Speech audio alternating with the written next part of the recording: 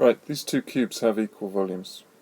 Okay, so the cube here, this one, will have a volume of 12 by 12 by 12, which is 1,728 cubic centimeters.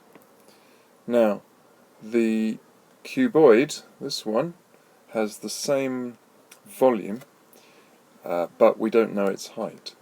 What we do know is that 6, its width, times 16, times something, its height, h, is equal to 728 because it's the same as the cube.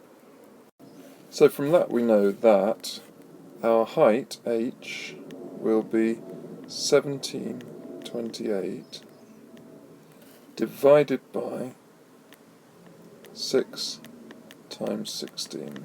The best way of looking at it was divided by 6 and then divided by 16. And that gives us an answer of 18 centimeters for the height. Just remember, it's very important, they draw these things to confuse you. They're not the actual size, so don't assume anything from the way they're drawn. You have to calculate it.